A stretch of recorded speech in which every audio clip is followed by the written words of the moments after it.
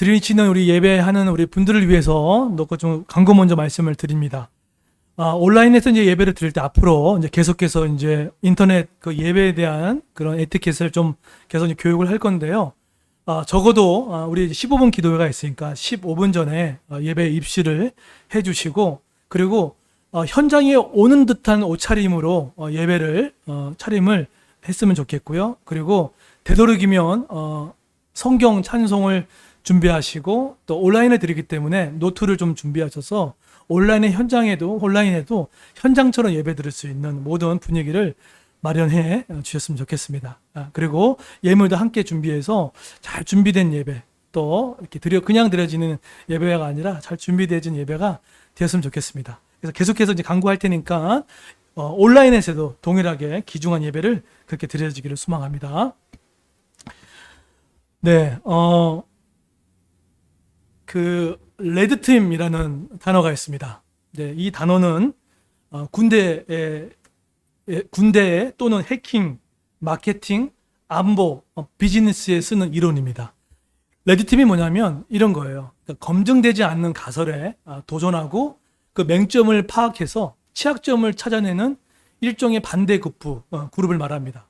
이게 무슨 말이고 하면, 어떤 사람의 사장님이나 직장인 지도자가 어떤 제안을 하게 되면은 부하 직원이나 옆에 있는 사람들이 계속 반대를 하는 거예요. 그 문제는 이것이 틀렸습니다. 그 문제는 뭐가 재정이 안 맞습니다. 그 문제는 이것이 안 될 것 같습니다. 시장 조사가 안 됩니다. 라는 식으로 하면서 계속해서 태클을 거는 겁니다. 그러면 이 태클을 거는 것을 하나씩 줄여나가면서 그 문제를 해결해 나가면서 완성을 시켜 나가는 방식을 바로 레드팀이라고 얘기를 합니다. 근데 이것은 사실은 전쟁에서 상대를 이기기 위한 전술적인 개념으로 원래 그 취지를 갖고 있다고 이야기를 합니다. 그래서 그냥 일반적인 낙관론에 대해서 될 거야, 잘 될 거야 라고 시작하지 않고, 하도 실패가 많은 인생을 살다 보니까 이런 맹점들을 활용해서 반대급부를 들으면서 이렇게 실패를 줄여나가는 이 이론을 쓰고 있다고 이야기를 하고 있습니다. 그래서 열려있는 지도자, 열려있는 교회는 교회의 어떤 여러 가지 이야기를 잘 듣고 그것을 잘 받아줄 수 있는 귀가 열려있는 그런 교회, 성도, 또 직장인이 되는 것이 얼마나 중요한지를 잘 보여주고 있는 레드팀이라는 이론을 가지고 있습니다. 오늘 이 말라기가 사실 그 레드팀 이론을 적용하더라고요. 사실은 이 레드팀 이론을 성경에서 가만히 보니까 하나바이블, 스바냐, 말라기, 학개, 이 지금 구약 성경을 이렇게 가만히 보니까 레드팀 전략을 쓰고 있는 거예요. 또 뭐냐면 성경에 나타난 많은 선지자들이 이것이 안 되고 이것이 문제고 이것 때문에 힘들고 이것 때문에 너희들이 망했다라는 것을 계속해서 반대급부로 얘기하고 있어요. 그죠? 근데 거짓 선지자들은 괜찮다. 하나님 너를 용서하고 있다. 또 너희가 미래가 있을 거다. 번영이 있을 거다. 라고 낙관론을 얘기하고 있지만 언약의 사자들은, 또 하나님의 사자들은 계속해서 망하고 있다. 그렇게 가면 안 된다. 거꾸로 얘기하고 있다는 거예요. 그것이 바로 레드팀 이론을 성경에서도 일반 계시적으로 접근하는 것을 많이 보게 됩니다. 한번 이 관점으로 성경을 읽다 보면은 그렇구나.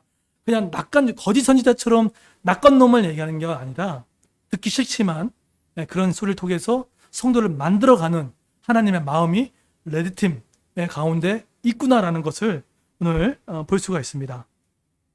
자, 그런 관점에서 오늘 보게 되면 오늘 이 말라기 또 이런 레드팀 이론을 잘 적용하고 있어요. 오늘 다음 PPT 한번 띄워주시게 되면 말라기인데요. 말라기 이제 전체 배경이 구약의 이제 마지막 서신서입니다. 이때 이 말씀 이후로 성경이 400년 동안 하나님의 예언의 묵시가 이제 막히게 됩니다. 들리지 않았어요.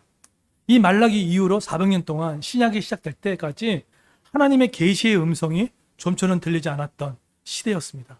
하지만 그 400년 동안 하나님의 계시의 음성은 들리지 않았지만 역사의 재편이라든지 또 지리적인 모든 환경들을 하나님이 바꿔가시고 또 준비했던 시기간이 바로 400년의 역사였습니다. 그런데 이 말라기는 총 4장으로 이루어지고 있는데 이스라엘을 향한 주의 사랑을 1장에서 선포해요. 그렇지만 1장에 숨겨진 것 중에 뭐냐면 제사장들의 죄악을 폭로합니다. 레드팀이에요. 너 이것 때문에 안 돼 라는 것을 폭로합니다. 2장에서는 조금 더 구체적으로 얘기합니다. 이스라엘을 향한 주의 경고. 이때는 제사장도 죄를 드러내긴 했지만 백성들의 죄악도 상당히 구체적으로 드러냅니다. 경고하고 있는 거예요. 그리고 3장에서는 언약의 사자를 보내시겠다는 예언의 말씀을 선포하죠. 나중에 보면 알겠지만 이 언약의 사자가 누군지 이제 밝히고 있어요. 그리고 마지막에는 이스라엘의 회복과 그 도래에 대해서 하나님 나라가 올 거다. 그 하나님의 나라가 마가복음 1장 12절을 통해서 회개하라, 천국이 가까웠노라, 세례 요한을 통하여서 이 땅에 하나님 나라가 도래됐음을 선포하는 400년의 긴 역사의 그런 암흑기를 뚫고 돌아왔던 그 도래를 400년 전에 미리 예고한 거죠. 그래서 하나님은 어떤 일을 시작하실 때 전혀 예고 없이 시그널 없이 하지 않습니다. 다 시그널을 주시고 오고 있죠. 자, 이런 배경 가운데 오늘 전체 그림을 갖고, 자, 그러면 왜 제가 서론에 레드팀 전략으로 하나님이 이 말라기를 써내려가는지를 구체적으로 한번 열거해 드릴게요. 자, 먼저 다음 거 한번 띄워주십시오. 다음 거 한번 띄워주시면, 자, 말라기 때 어떤 말라기가 지금 이 한국 사회, 지금 전 세계 지금 이 경제 흐름과 너무 똑같아요. 자, 제가 예를 들게요.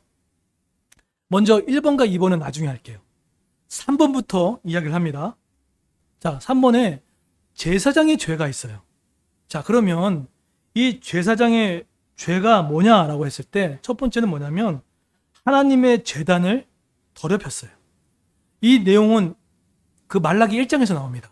자, 그럼 더럽혔다는 게 뭐냐라고 했을 때 제사장들이 예배 드릴 때 그냥 드리나요? 그렇지 않죠. 우리 성도들이 한 주간에 또 어떤 죄를 또 사하기 위해서 상번제 또 번제의 예물을 가지고 옵니다. 그런데 이때 제사장들이 아주 고의적으로 어떻게 했냐면 고의적으로 좋은 양을 숨기고 허른 양, 다친 양, 병든 양 그런 소나 그것들을요 그냥 제단에 드린 거예요. 뭐 어떻게 드리든 상관이 없지 않냐. 어차피 불태울 건데 라고 하면서 제사장들이 그렇게 예배를 드렸어요. 두 번째로 심지어는 좋은 양들, 좋은 예물이 갖고 오면 이 제사장들이 숨겼습니다. 고의적으로. 이건 나중에 내가 먹어야지. 그럴 때 있잖아요. 내가 먹어야지 하면서 흠없는 제물을 드려야 되는데 흠 있는 제물을 막 드리기 시작한 거예요. 그게 누구죠? 그게 제사장들이었습니다. 그리고 예물을 들어올 때 여러분 제사장의 큰 임무 중에 하나가 뭐가 있냐면 예물이 이렇게 들어오잖아요. 그러면요 그거를 점검을 해줘야 됩니다. 어떤 게 흠이 없는지 괜찮은지 혹시나 우리 그 이스라엘 백성들이 그때 어디서 훔쳐온 건 아닌지 모든 점검을 다 해줘야 되거든요. 그런데 이 제사장들이 뭐 어떤 예물이 상관없잖아 받아들이면 되지라고 하면서 그것도 눈을 딱 감고 그냥 받아들이기 시작한 거예요.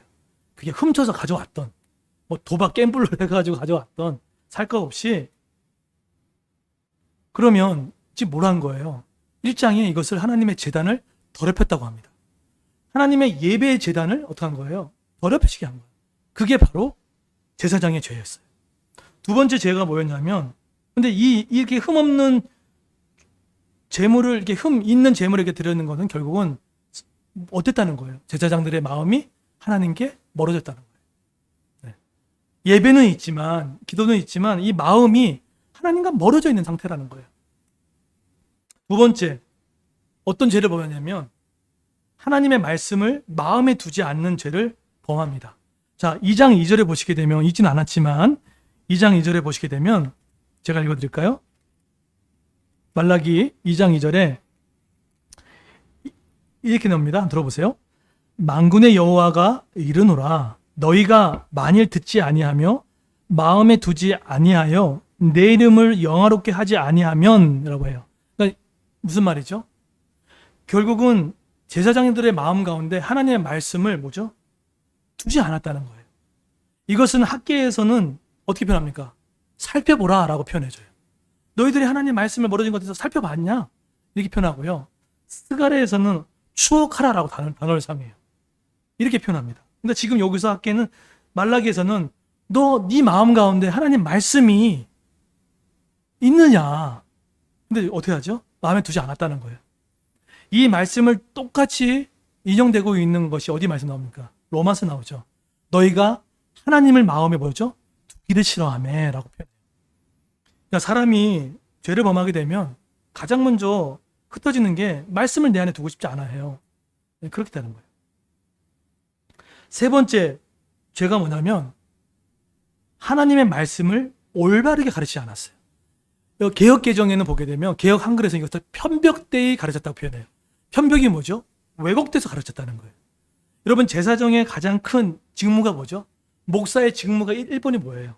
우리 직인들의 가장 첫 번째 직무가 뭡니까? 여기 엄마 아빠의 가장 첫 번째 직무가 뭐예요? 똑같아요. 그건 뭐냐면 하나님의 말씀을요 올바르게 가르쳐 주는 거예요.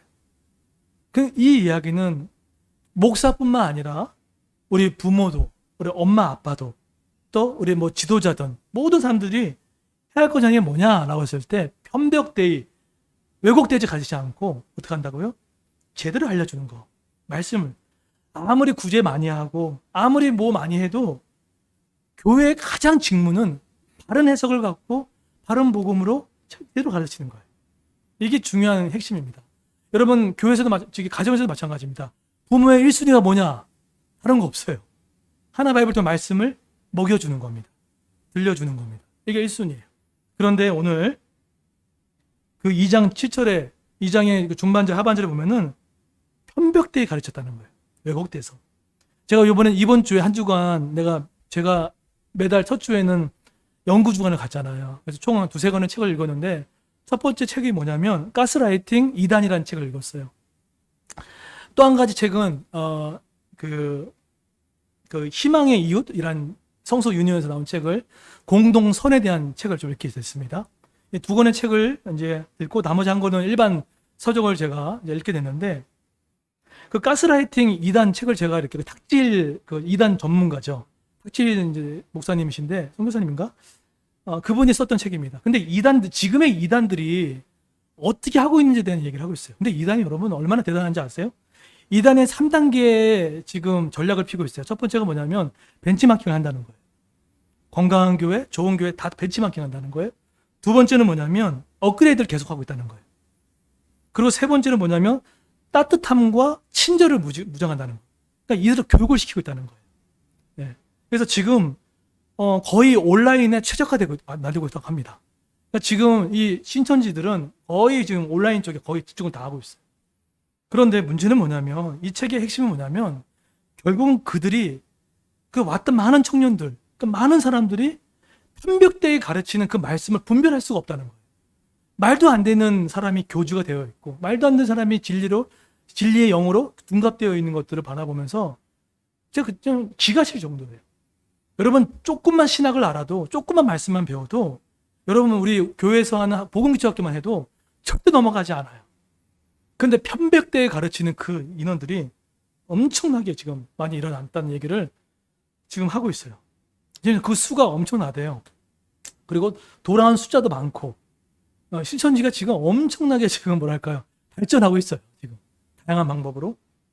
이게 뭡니까? 편벽되이 가르치는 거예요. 편벽되이. 저는 제일 두려워하는 게 뭐냐면 제가 혹시나 우리 주의 자녀들을 가르칠 때 잘못된 해석으로 또 천국에 대한 왜곡된 사고라든지 복음에 대한 왜곡된 사고가 애들이 들어가면 어떡해요? 그래서 오늘도 주일학교 예배 드릴 때 명확하게 했어요. 천국이 뭔지 또 지옥이 뭔지 또 바로 얘기해 줬어요. 네. 구원의 확신을 갖게 만들어주고. 네. 그거 아니면 나중에 나이가 먹어도 나 이렇게 살다가 지옥 가면 어떡하지? 나 나이가 70, 80 됐는데 이러다가 나 지옥 가면 이렇게 하는 분들 되게 많아요. 이게 편벽되이 가르침을 받았기 때문에 그렇게 구원의 확증도 못 갖고 항상 구원이 불안해지는 그런 사람들이 우리나라에 지금 지구촌교회 원로 목사님은 거의 60%라는 거예요. 믿는 성도에도 불구하고 구원의 확신을 못 느껴서 이거예요. 자, 이게 누구의 죄라고요? 제사장들의 죄예요. 그러니까 여러분들 이 죄가 온라인에서나 현장에서도 우리도 이런 죄를 지금 범할 수 있어요. 자, 그럼 두 번째. 그럼 백성들의 죄가 뭘까요?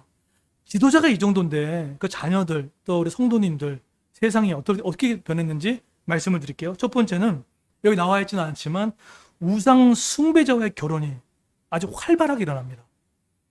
근데 우상 숭배자와의 결혼이 왜 나쁘냐라고 하면요. 이방 여인과 결혼하게 되면 그들이 믿었던 종교를 참여할 수밖에 없고 그 예식에 참여할 수밖에 없다는 말이에요.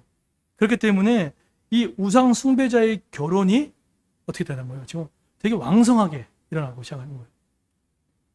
두 번째로 이혼이 이혼이 횡행하기 시작했습니다. 성경에서 이혼을 사실은 금해요. 근데 부득불 정말로 안 될 경우에는 그 허용한 범위 내에서 이혼을 이제 되지만 성경은 이혼을 금해요. 금합니다.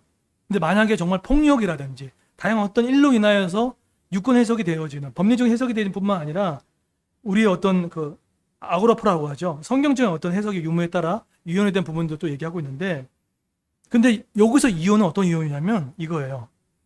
그때 남편들이 같이 오랫동안 동고동락했던 믿는 유대인 여인을 나이가 먹었다고 해서 이제 버리고요. 젊은 여자를 들이기 시작한 거예요. 젊은 이방 여인을 들인 거예요.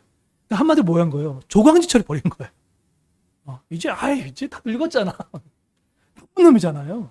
네. 그렇게 고생시켜 놓고 나중에.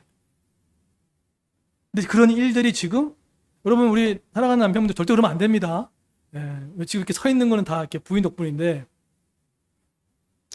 이방의 젊은 여인들을 들이는 뭐 옛날엔 비일비재했죠. 그게 되어진 거예요. 세 번째로 또 뭐죠? 세 번째는 말라기에 좀 유명한 11조를 무시하기 시작을 한 거예요. 11조를 완전히 무시한 거예요. 11조의 정신이 뭡니까? 11조 정신이 뭐죠? 감사합니다. 창세기에 보게 되면 그 조카를 구원하고 났을 때 그 11조를 드렸던 아브라함이 찬양했다고 표현합니다. 근데 히브리 원문에 가게 되면 그건 감사예요. 승리를 주신 것에 대해서 감사한 거예요. 그게 11조의 어떤 정신이란 말이에요. 그런데 그리고 모든 공급의 모든 근원이 11조와 헌금에 남겨진 게 공급이란 말이에요. 근데 그것을 깡그리 안 드리기 시작합니다. 그리고 어떻게 했냐면 10분의 1은 오케이 드리면 10분의 1은 마음대로 하는 뜻이 아니잖아요.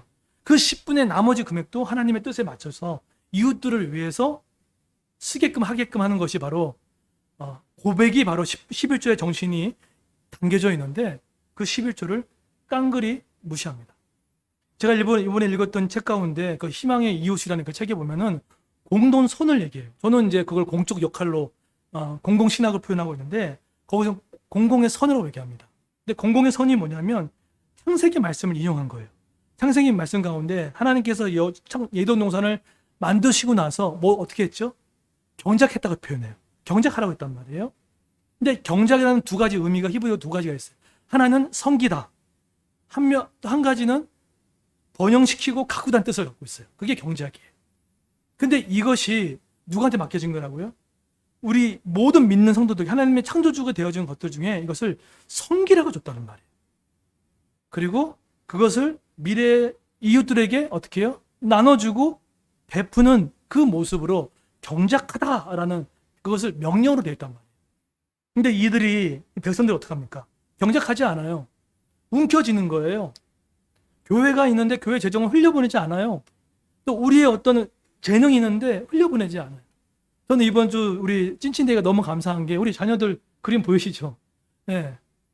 우리 아이들이 정말로 그 고사님 같은 소리로 그림도 그래서 참여하고 또 이제 더빙도 하고 피아노도 같이 하고 그게 뭐죠? 재능으로 하는 게 그리고 공동선을 실천한 거예요. 네. 같이 한 거예요. 또 어제 우리 또 구제도 마찬가지고. 이제 이들이 여러분 11조를 움켜쥐었다는 얘기는 뭐냐면 공동선을 파괴하겠다는 거예요. 단순히 헌금을 내가 안 드렸다는 뜻만이 아니에요. 그건 1차적이에요. 그런데 이들이 뭡니까? 이들이 불신자와 결혼과 이혼과 또 하나님의 감사와 공급을 무시하는 일들을 저질렀다는 거예요. 자, 그럼 여쭤볼게요. 왜 이렇게 했을까요? 제가 아까 서론에 얘기했죠. 우리가 지금 똑같다고. 왜 이렇게 했을까요? 지금 여러분 이 얘기 딱 들으면 아유, 믿는 사람이 저래 라고 할 수 있지만 만약에 제가 지금 하는 설명을 들으면 우리도 3번과 4번 여지 없어요. 자, 왜 그런지 얘기 드릴게요. 이때 말라기가 활동했던 이 시기 때 왕이 누구였습니까? 이때가 완전한 독립이 이루어진 시기가 아니었잖아요. 이때는 바사 제국의 아닥사스다 1세였습니다. 느헤미야와 함께 연관됐던 왕이었어요. 그런데 이 바사 제국에 이중 가세를 해야 됩니다. 지금도 우리 이제 주택이 많은 사람들한테 이중 가세를 하잖아요. 그죠? 하는데 첫 번째 과세는 어떻게 하냐면 주민세를 바치게 했습니다. 주민세. 우리 직장인들도 지금 거의 60%인가 50% 지금 막 월급에 그냥 원천 징수하잖아요. 그래서 그것 때문에 지금 되게 불만이 많잖아요. 그런데 그 주민세를 많이 걷어갔어요. 그리고 두 번째로 어떤 걸 걷어가냐면 군대에 있잖아요. 국방세라고 하죠. 그것도 내기 시작했어요. 그러니까 지금 이중 과세 때문에 손에 쥐어지는 게 있어요, 없어요? 없다는 거예요. 그러니까 세금이 완전히 이렇게 들치겠죠. 지금도 우리 정부 정책 가운데 지금도 뭐 여러 가지 정책 풀고 있다고 하지만 결국은 그 이중 과세 때문에 보험료 막 올라가고 난리도 아니에요. 이때 그랬다는 거예요. 그리고 사회적으로 어땠을까요? 사회적으로는 이때 논밭의 가뭄이 피해가 막중해가지고 지금 어떡하죠? 포도원의 방충해 때문에 곡물이 없는 거예요. 지금 오일값 아시죠? 오일값 지금 엄청나요. 아내가 놀라더라고요. 여러분 지금 우리가 지금 먹는 밀 또 오이 이 곡물은 작년에 러시아나 우크라이나 거기에 나왔던 곡물을 지금 사용하고 있는 겁니다. 근데 문제는 뭐냐면 지금의 야채와 모든 곡물은 내년에 별로 없어요. 지금 씨를 안 뿌렸기 때문에 내년에 더 폭등합니다.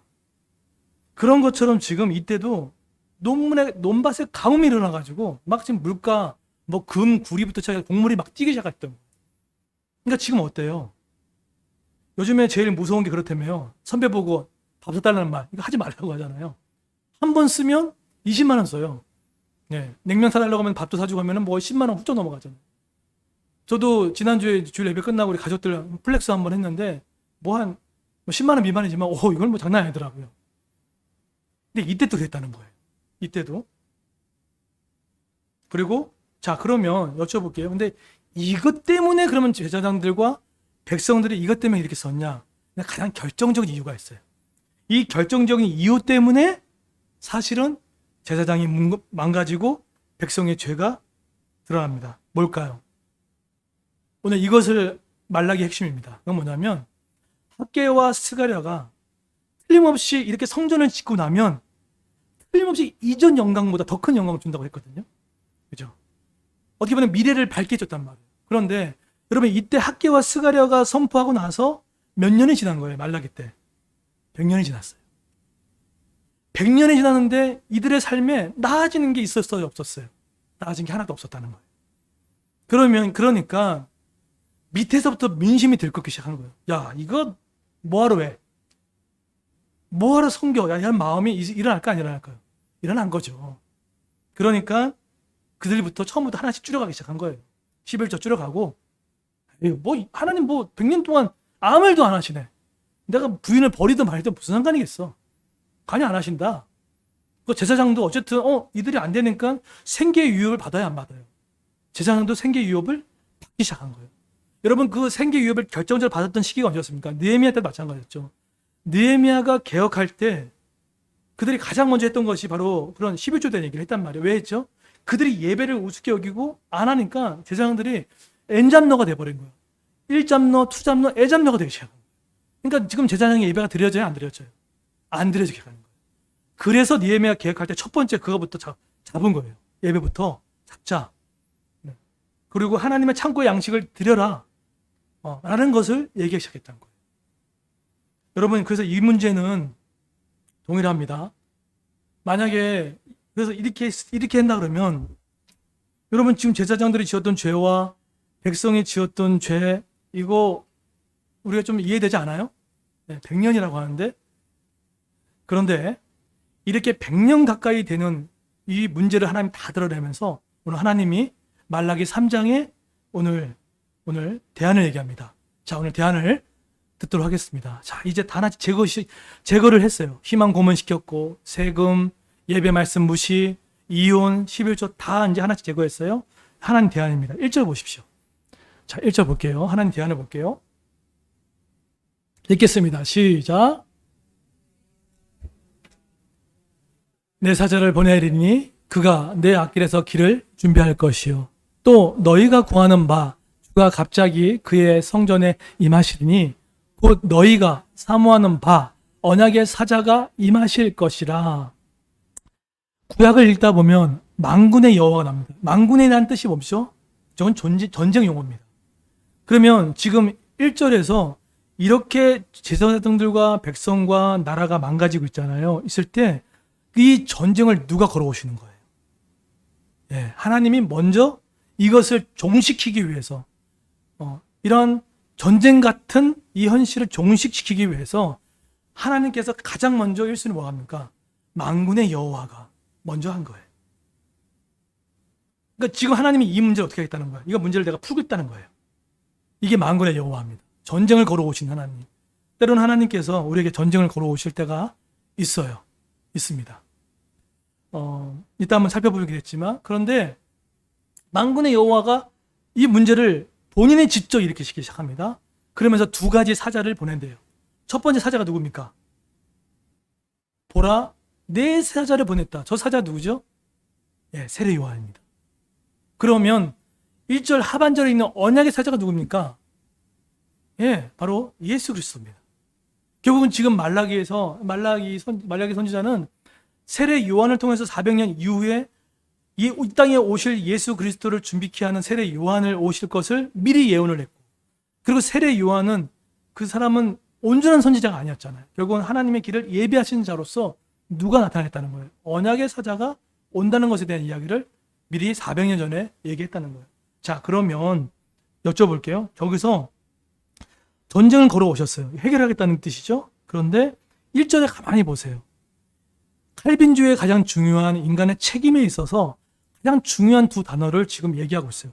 전쟁을 걸어오시는데 그것이 나는 손 놓고 주머니에 손 놓고 팔짱 끼고 있는데 그러지 않았어요. 뭐가 있죠? 한번 찾아보세요. 어떤 단어입니까?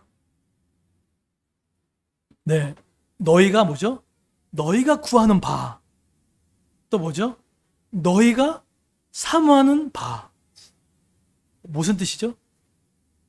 100년의 역사 가운데 그렇게 제사장 죄를 짓고 백성들이 망가지고 있는데 그 중에 이스라엘 백성들 중에는 다 대세로 쫓아가지 않고 그 중에 어떤 사람, 이름은 등장하지 않았지만 어떤 사람들은 뭐 했다는 거예요? 뭐였다는 거예요? 하나님, 이 극악한 범죄 속에서 이런 상황 속에서도 하나님 메시아여 주님 오셔서 이 문제를 풀어달라고 하는 그런 하나님의 언약의 자손들이 있었다는 거예요. 누군지 몰라요. 그래서 표현한 거예요. 너희가 구하는 바, 또 너희가 사모하는 바. 이 사모가 누굽니까? 이것은 사람으로 정치적으로 안 되는구나. 이스라엘의 메시아, 진짜 메시아가 와야겠구나 라는 것을 통해 구하는 자에게 온다는 거예요.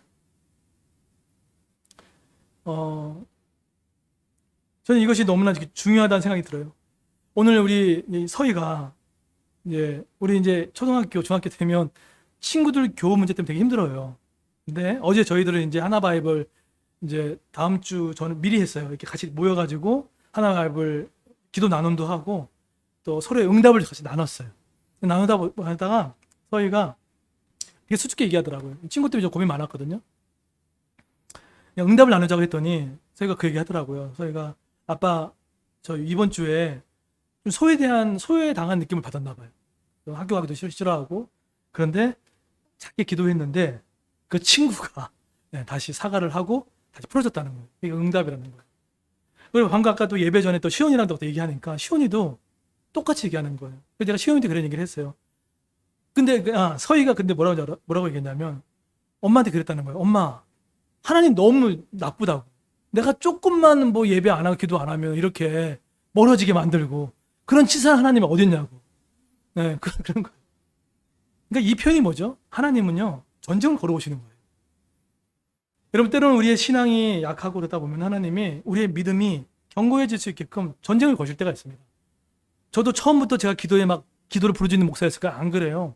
기도 안 하다 보니까 나중에 어떻게 맞고 두들겨 맞고 여러 가지 하다 보니까 기도의 목사가 된 거지. 그러니까 하나님이 여러 가지 모습으로 전쟁을 거시다 보면 단련돼가지고 이것을 꼭 붙잡을 때가 있는 거죠. 그런데 그 100년의 역사 가운데 다 대세로 끌어가지 않고 그 중에 어떤 사람은 너희가 구하는 바, 또 그 사모하는 바를 통해서 이것을 하나님 돌이게 하는 그 사람이 있었다는 거예요. 저는 우리 그레이스 교회가 그런 교회 됐으면 좋겠어요. 우리 성도님도 다 그렇게 한다고 하더라도 우리만이라도 하나님 이 땅을 바라보면서 어려움 보면서 하나님 우리만큼이라도 하나님 임해 주십시오. 이 불의한 직장 가운데, 이 상황 가운데 하나님 통치해 주십시오. 라는 그 모습 중요하지 않을까라는 생각이 듭니다. 여러분 시원하게 만들기 위해서 선풍기 2대를 샀어요. 근데 저 선풍기를 보고 이 녀석이 꼭 우리 그레이스 교회였다 생각이 들었어요. 작잖아요, 그죠?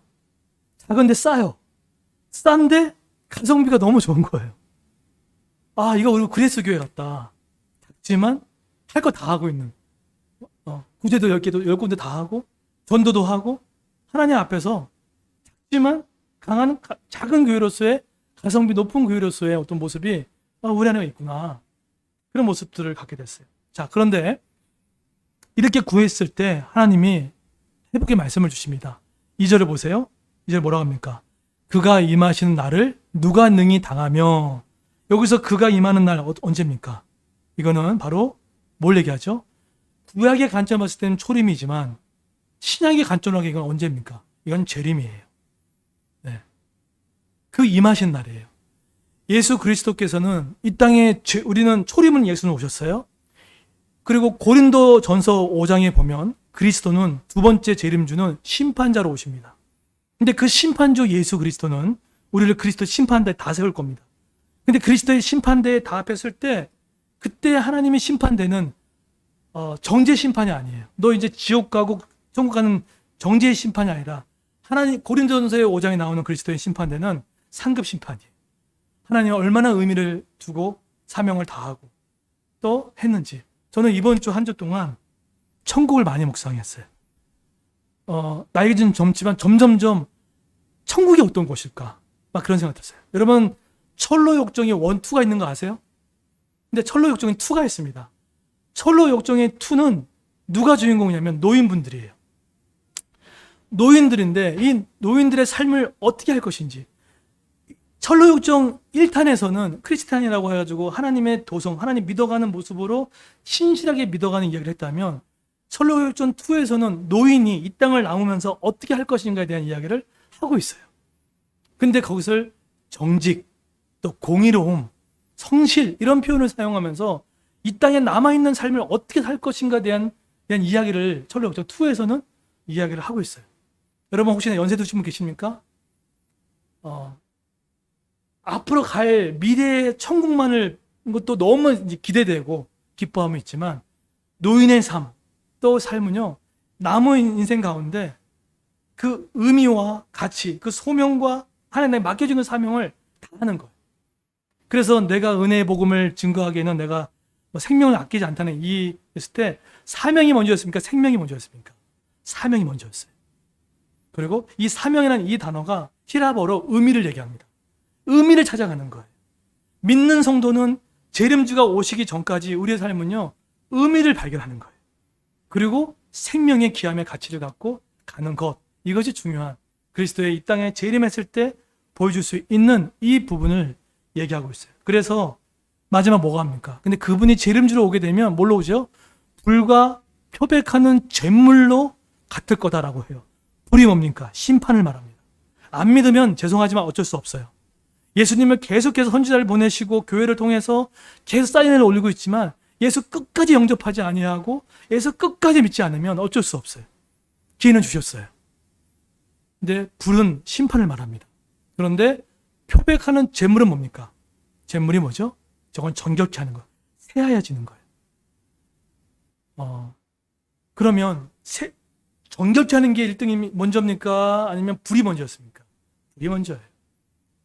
그래서 그 모든 것들이 봐도 하나님께서 심판으로서 우리가 갈라지고 그리고 깨끗하게 의인의 모습으로 영화의 길을 걸어가는 삶, 이것이 바로 성도의 삶을 얘기하고 있어요. 그래서 구약의 마지막 성경 말라기지만 말라기는 이 땅에 오실 초림 예수뿐만 얘기하는 게 아니라 재림 예수가 지금 오셔서 재림에서 오실 것인데 그때 믿는 모든 성도들에게 이 땅을 어떻게 살 것인지를 얘기하며 앞으로 어떻게 너희를 기대할 것인가에 대한 이야기를 하고 있다는 이야기를 하고 있습니다. 오늘 이 100년의 역사 가운데 하나님 되게 똑같네, 예배도 소용이 없네, 기도해도 상관이 없네 라고 했던 이 말라기의 이 사회적 환경 속에서 하나님의 레드팀의 큰 마지막 결론은 더 본질적인 얘기를 하고 있어요. 그 본질적인 게 뭡니까? 너희가 구하는 바, 그럼에도 말과 불구하고 너희가 구하고 사모하는 그 소수의 사람을 통해서도 하나님은 일하실 것이라고, 또 언약의 사자를 보내실 것이라는 것을 분명히 얘기하며, 예수가 이 땅에 초림으로 오지만 그리스도의 제1임무로 이 땅에 오셔서 이 땅의 의미와 생명을 다하며 또 그 일을 감당하는 저와 여러분 되기를 예수의 이름으로 축원드리겠습니다.